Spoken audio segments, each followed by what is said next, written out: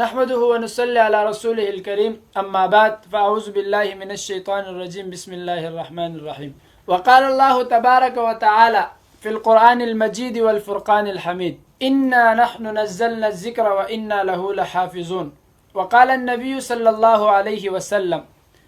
خيركم من تعلم القرآن وعلمه صدق الله العظيم وصدق رسوله النبي الأمي الكريم ونحن على ذلك لمن الشاهدين والشاكرين والحمد لله رب العالمين۔ میرے انتہائی واجب الاحترام معزز سامعین، جیسے کہ آپ حضرات کے علم میں ہے کہ آج سے چند دن قبل ناروے کے اندر قرآن مجید فرقان حمید اس مقدس کتاب لا ریب اور بغیر شک و شبہ والا کتاب جسے قرآن مجید فرقان حمید کہتے ہیں، اس عظیم کتاب کے بارے میں آپ لوگوں نے مختلف ویڈیو بھی دیکھی ہوگی اور آپ نے وہ بیانات بھی سنے ہوں گے، لیکن مصروفیت کے بنا پر اتنے دنوں کے بعد آپ سے مخاطب ہوں اور بہت سارے ساتھیوں کے اصرار اور کہنے پر عرض کرنے کا مقصد یہ ہے کہ اس مبارک، اس عظمت والے کتاب، اس شان والے کتاب، اس مقدس کتاب لا ریب جس کی حفاظت کی ذمہ داری اور گارنٹی خود خدا نے لی ہے، جیسے آپ کے سامنے قرآن مجید فرقان حمید کی آیات مبارکہ تلاوت کی، انا نحن نزلنا الذکر وانا لہ لحافظون۔ اللہ رب العزت فرماتے ہیں کہ اس قرآن مقدس کتاب لا ریب کو ہم ہی نے اتارا ہے اور اس کی حفاظت کی گارنٹی اور ذمہ داری ہم ہی نے لی ہے، اور جس چیز کی حفاظت کی گارنٹی اور ذمہ داری خود میرے خدا لے اسے کوئی ختم نہیں کر سکتا، اس کے خلاف جو مرضی سازشیں کر لے اسے کوئی ختم نہیں کر سکتا، اس کا نام و نشان کوئی مٹا نہیں سکتا۔ اور آپ نے دیکھا ہوگا مختلف ادوار کے اندر مختلف لوگوں نے، مختلف طبقوں نے اس کتاب مقدس کتاب لا ریب کو ختم کرنے کی ناپاک کوششیں کی، لیکن اس کی گارنٹی اور ذمہ داری خود خدا نے لی ہے، تو اسے کوئی بھی ختم نہیں کر سکا اور انشاءاللہ قیامت کی صبح تک کوئی اسے ختم نہیں کر سکے گا۔ اور میں خراج عقیدت اور سلام عقیدت پیش کرتا ہوں اس نوجوان عمر الیاس کو جنہوں نے اپنے جرت اور بہادری اور ہمت دلیری کا اظہار کر کے اس لعنتی شخص پر وار کیا اور اس کے ساتھ مقابلہ کرتے ہوئے اس قرآن کا دفاع کیا، انہیں خراج تحسین پیش کرتا ہوں۔ اور یہ ہر مسلمان کے لیے لازمی اور ضروری ہے، یہ قرآن مقدس کتاب لا ریب یہ صرف عمر الیاس کا قرآن نہیں ہے، یہ صرف اس کے لیے نہیں اترا بلکہ یہ ہر مسلمان کے لیے اترا ہے، ہر انسان کے لیے اللہ رب العزت نے اس کلام کو اتارا ہے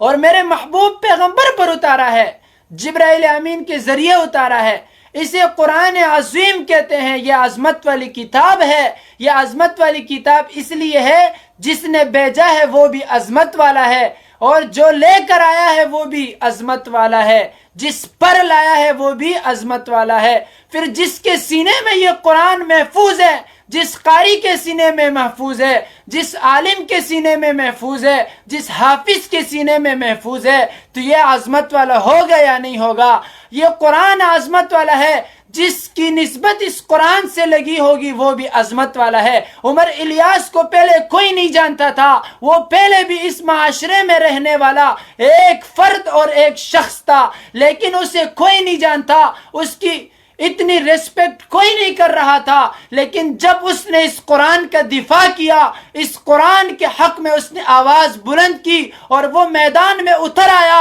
اس نے قرآن کی حفاظت کی ذمہ داری اپنے سپرد کرنے کے باوجود اس شخص کے ساتھ مقابلہ کیا، ڈٹ کر ہمت دلیری کے ساتھ اس نے اپنے جان کی پرواہ نہیں کی، گھر بار کی پرواہ نہیں کی، اپنی جوانی کی پرواہ نہیں کی، لیکن قرآن کی پرواہ کرتے ہوئے قرآن کے ساتھ محبت کرتے ہوئے جب وہ اس انداز میں اس پر کود پڑا تو اس قرآن کی نسبت کی وجہ سے اسے آج دنیا یاد کرتی ہے، اسے سلام کرتی ہے، آج اسے دنیا یاد بھی کرتی ہے تو عزت کے ساتھ یاد کرتی ہے، اور صرف یاد نہیں کرتی بلکہ اسے سلام عقیدت اور خراج تحسین بھی پیش کرتی ہے۔ میرے معزز سامعین، میرے بات کہنے کا مقصد یہ ہے، آپ کے سامنے بیان کرنے کا مقصد صرف اور صرف یہ ہے کہ یہ قرآن مقدس کتاب لا ریب اللہ رب العزت نے اس دنیا میں اپنے محبوب پیغمبر پر نازل کیا۔ اب جیسے آپ کے سامنے آیات مبارکہ تلاوت کی میں نے کہ تورات بھی اللہ کی طرف سے، زبور بھی اللہ کی طرف سے، انجیل بھی اللہ کی طرف سے، قرآن بھی اللہ کی طرف سے، یہ چاروں آسمانی کتابیں ہیں۔ لیکن تورات نازل کرتے وقت رب ذوالجلال خلاق عالم نے یہ جملہ نہیں کہا کہ اِنَّا نَحْنُ نَزَّلْنَا الذِّكْرَ وَإِنَّا لَهُ لَحَافِظُونَ، یہ صرف اور صرف اپنے کلام مقدس کتاب لا ریب اس بغیر شک اور شبے والے کتاب کو اتارنے کے بعد رب نے کہا کہ اس کتاب کو اتارا ہی ہم نے ہے اور اس کی حفاظت کی ذمہ داری اور گارنٹی خود ہم نے لی ہے۔ پھر یہاں پر تو بات ہی ختم ہو گئی، جس چیز کی ذمہ داری خود میرے خدا لے اسے کوئی ختم نہیں کر سکتا۔ آپ نے مختلف اوقات میں دیکھا ہوگا، مختلف ملکوں میں دیکھا ہوگا، مختلف حالات میں دیکھا ہوگا، اس قرآن کے مٹانے والے بھی بہت ہیں اور اس قرآن کے خلاف سازشیں کرنے والے بھی بہت ہیں، اور اس قرآن والوں کے خلاف بھی بہت سارے لوگوں نے کوششیں اور محنتیں کی، لیکن رب نے اس قرآن والوں کو بھی چمکایا اور اس قرآن کے ساتھ جس نے نسبت جوڑی اسے بھی چمکایا۔ یہ قرآن جس کے ساتھ سینے میں محفوظ ہے اس کی عزت بھی ہے، ویسے اس کی عزت نہیں لیکن قرآن کی وجہ سے اس کی عزت بہت زیادہ ہے۔ جیسے میں نے آپ کو کلی مثال دی، عمر الیاس پہلے بھی اس معاشرے کا فرد تھا، لیکن قرآن کی نسبت کی وجہ سے اس کی پہچان ہو گئی اور لوگ اسے یاد کرتے ہیں۔ آج بچہ اسے سلام عقیدت اور خراج تحسین پیش کرتے ہیں۔ کیوں؟ وجہ کیا ہے؟ صرف قرآن کی وجہ سے، اس نے قرآن کا دفاع کیا۔ تو میرے بات ذرا توجہ کے ساتھ سنیں میرے بھائیوں، قرآن وہ کتاب ہے جو درس انقلاب ہے۔ اب قرآن کے اندر آپ کو ماں باپ کے حقوق دیکھنے ہیں، قرآن کے اندر دیکھیں۔ آپ کو معاشرتی زندگی دیکھنی ہے، معاشی زندگی دیکھنی ہے، قرآن کے اندر۔ میں اس موضوع میں جانا نہیں چاہتا، لیکن جو مین پوائنٹ آپ کو سمجھاتا جا رہا ہوں وہ یہ ہے کہ اس عمر الیاس نے بڑا کردار پیش کیا، اور ہر شخص، ہر مرد، ہر فرد یہ اپنی ذمہ داری سمجھے۔ کوئی بھی اس قرآن کے خلاف بات کریں، قدم اٹھائیں، جیسے انہوں نے میلہ لگایا، اس کو جلا رہے تھے اور ان کے دلوں میں یہ بات تھی کہ شاید یہ مسلمان تو اس پر ایکشن نہیں لیں گے یا تو وہ خاموش رہیں گے، لیکن یہ جذبہ، یہ ولولہ، یہ مسلمانوں کے دلوں میں اللہ نے ڈال دیا ہے۔ محمد عربی کے غلام ہیں اور امتی ہیں، تو دفاع کرنا ہر ایک کی ذمہ داری ہے، وہ چاہے پٹھان ہو، بلوچی ہو، سندھی ہو، مہاجر ہو، لیکن محمد عربی کا امتی ہے، اور ہر طبقہ فکر سے تعلق رکھنے والا ہو، بریلوی ہو، اہل حدیث ہو، دیوبندی ہو، مالکی ہو، شافعی ہو، حنبلی ہو، لیکن اس قرآن کا دفاع میرے محبوب پیغمبر کے خلاف، اس قرآن کے خلاف جو بھی شخص، جو بھی لعین، جو بھی شیطان، جو بھی لعنتی قدم اٹھائے گا، گستاخی کرنے کی ناپاک کوشش کرے گا، تو محمد عربی کا غلام اور امتی بچہ اپنی جان کی پرواہ نہیں کرے گا، بلکہ وہ محمد عربی صلی اللہ علیہ وسلم اور اس قرآن مقدس کتاب لا ریب کا دفاع کرے گا اور اپنے جان کو نچاور کرے گا انشاءاللہ۔ سب یہ عزم کریں، اور بہت ہی خوشی کی بات ہے جب انہوں نے اس قرآن کے خلاف سازش بنائی، اس قرآن کے خلاف قدم اٹھایا، اور عمر الیاس نے جرت اور بہادری کے ساتھ انہیں جواب دیا۔ اس کے بعد انہوں نے اس انداز میں اپنا کردار پیش کر کے انہیں بتا دیا، قرآن اٹھا کر اسی جگہ پر بیٹھ کر انہوں نے قرآن مجید کی تلاوت شروع کر دی، کفر کو اس بات پر مجبور کر دیا کہ تم اس قرآن کے نسخے کو جلا لو، تم اس قرآن کے نسخے کو ختم کر دو، لائبریری سے نکال دو، لیکن حفاظ کرام، قرۂ کرام اور مسلمانوں کے سینوں سے یہ محبت، یہ الفت، یہ عقیدت، یہ قرآن تم نہیں نکال سکو گے قیامت کی صبح تک انشاءاللہ۔ یہ ہمارے قرآن کے ساتھ نسبت ہے، یہ قرآن کے ساتھ ہماری محبت ہے، اور اسی قرآن نے خالد کو سیف اللہ بنایا تھا، اسی قرآن نے ہم کو رسول اللہ کے منبر پر بٹھایا ہے، اسی قرآن نے ہم کو ماں باپ کے آداب سکھائے ہیں، اسی قرآن نے ہم کو چھوٹوں پر شفقت اور بڑوں کا ادب سکھایا ہے، اسی قرآن نے ہمیں معاشرے میں رہنے سہنے کا طریقہ دیا ہے، اسی قرآن نے ہمیں حضور کی سنت بتائی ہے، اسی قرآن نے ہمیں جینے کا شعور دیا ہے۔ کیا سمجھتے ہو یہ تم سینوں سے نکال لو گے؟ آج کل 8 سال کی عمر ہوتی ہے بچے کی، اس کے سینے میں یہ کلام مقدس کتاب لا ریب محفوظ ہوتا ہے، سبحان اللہ۔ تم کہاں سے لائبریری سے نکال دو گے، کتب خانوں سے نکال دو گے، مسجد اور محراب کے اوپر قرآن رکھے ہوئے ہیں، مسجدوں میں رکھے ہوئے ہیں، الماریوں میں رکھے ہوئے ہیں، وہاں سے نکال دو گے، لیکن سینوں سے تو نہیں نکال سکتے۔ تمہاری غلط سوچ ہے۔ میرے معزز سامعین، عمر بن خطاب خلیفہ ثانی، مراد پیغمبر، خطاب کے لخت جگر، جسے مراد پیغمبر کہتے ہیں، جسے خطاب کے لخت جگر کہتے ہیں،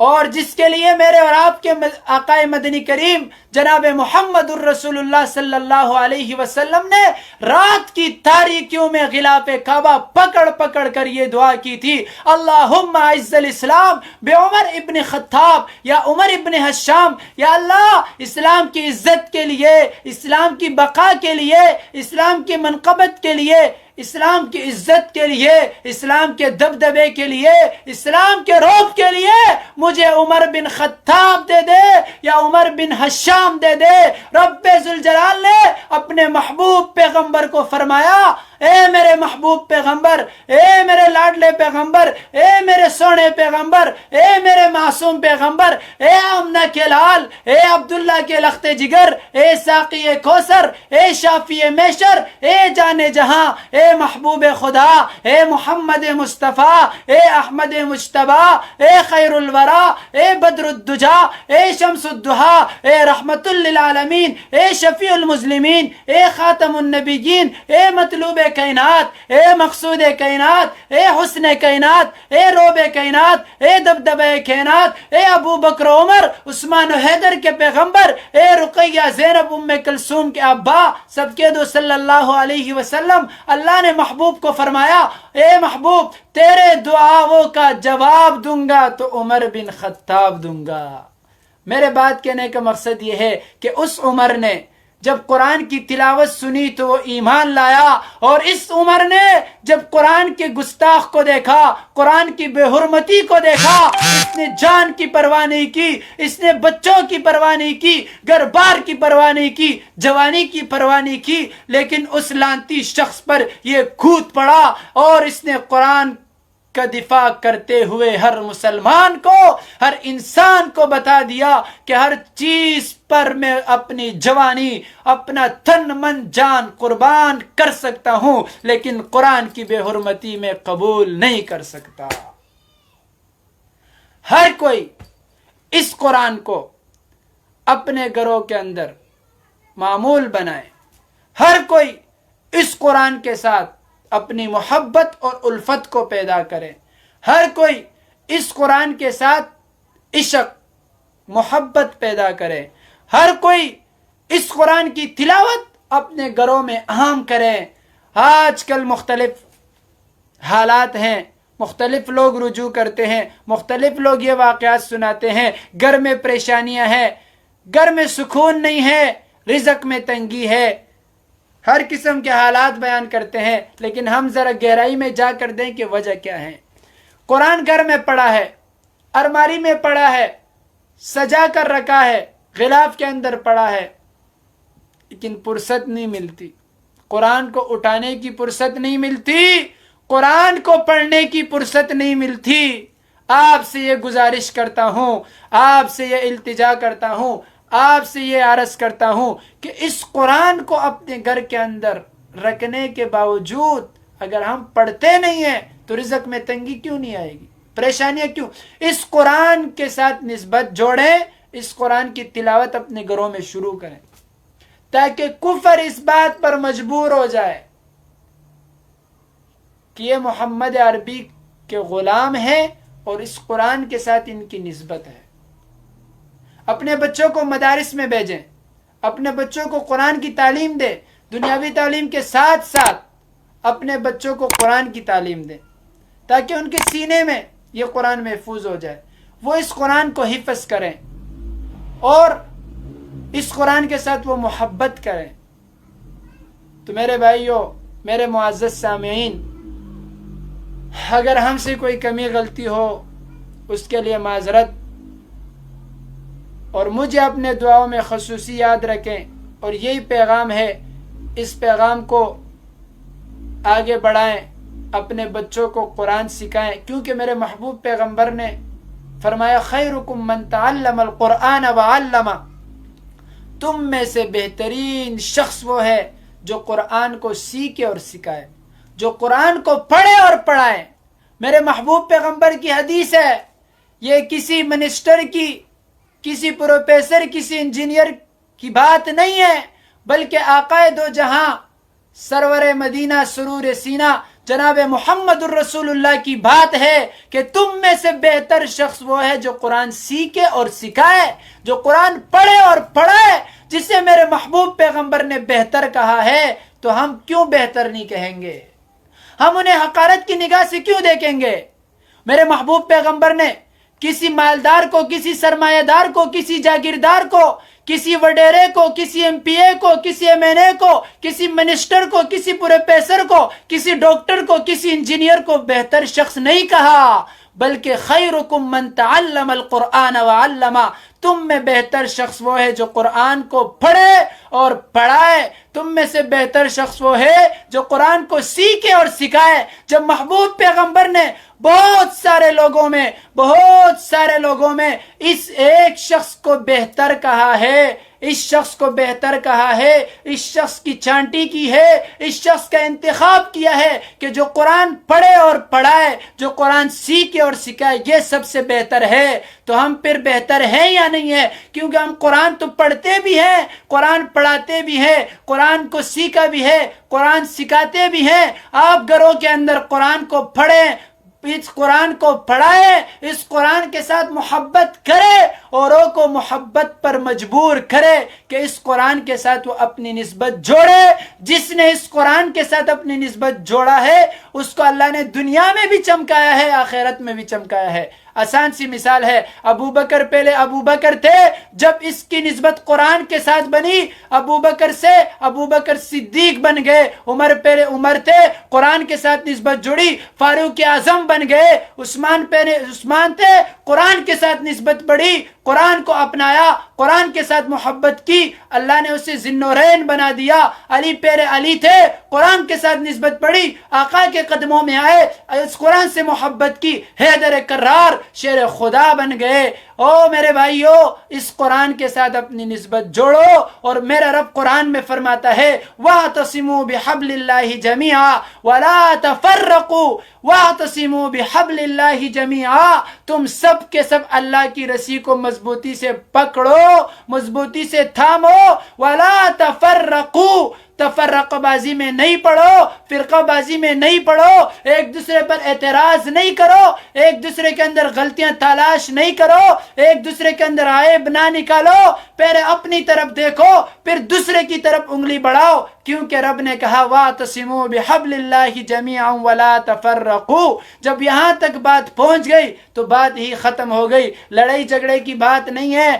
بحث اور مباحثے کی بات نہیں ہے، مناظرے کی بات نہیں ہے۔ جب رب نے کہہ دیا وَلَا تَفَرَّقُوا، تم آپس میں تفرق بازی نہ بناؤ، وہ کوئی بھی ہو، قرآن ایک ہے، رسول ایک ہے، خدا ایک ہے، کلمہ ایک ہے، تو پھر وَلَا تَفَرَّقُوا، پھر تفرق بازی میں اور پھر اختلاف میں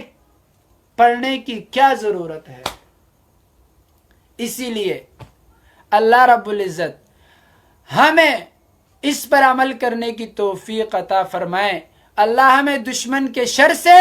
حاسدین کے حسد سے محفوظ فرمائے۔ اللہ عمر الیاس کو، اس ناروے کے اس نوجوان کو اللہ دن دگنی رات چگنی ترقی عطا فرمائے۔ اللہ اس کی زندگی میں، مال اور جان میں اور اضافہ فرمائے۔ اللہ رب العزت اس لعنتی، اس خبیث انسان کو نشان عبرت بنائے۔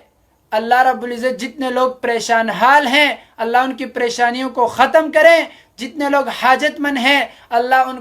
ان کے حاجات کو خزانہ غیب سے پورا فرمائے، اور جتنے لوگ بیمار ہیں، گھروں میں ہیں، اسپتالوں میں ہیں، اللہ ان کو شفائے کاملہ عاجلہ مستمر عطا فرمائے۔ اور جتنے لوگوں نے، جتنے ساتھیوں دوستوں نے دعا کے لیے کہا ہے، اللہ تو ہر چیز پر قادر ہے، دلوں کے راز کو تو جانتا ہے، تو علام الغیوب ہے، تو ستار الغیوب ہے، تو غیبوں پر پردہ ڈالنے والا ہے۔ یا اللہ تو ان لوگوں کی پریشانیوں کو ختم فرما، ان کے حاجات کو خزانہ غیب سے پورا فرما۔ یا اللہ ہم سب کو جو